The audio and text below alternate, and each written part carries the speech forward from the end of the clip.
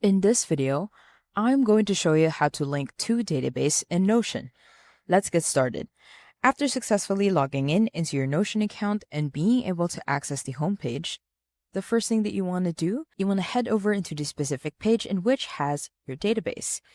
To do that, you want to go to the navigation menu on the left-hand side, and either under private or team spaces, you just want to select the specific page. Let's say I have a tasks page which has two databases.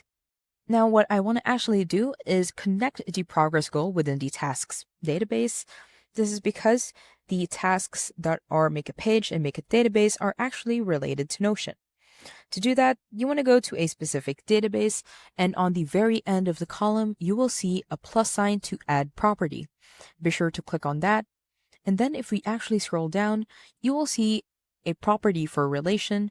Be sure to click on that. Now, what you want to do is you want to actually select the database in which you want to link. Let's say I want to link the database above, so it is titled as tasks. Now, you could actually add limits. I'm not going to add any limit. Now, be sure to add a two-way relation.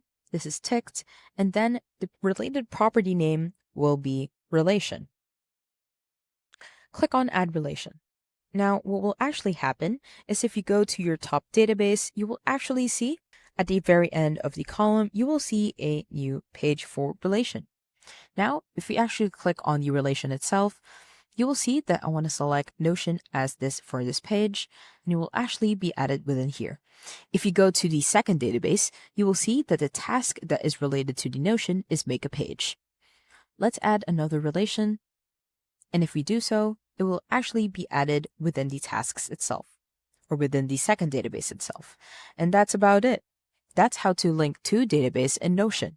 If you have any questions, please let me know down in the comments below, and I'll do my best to help you out.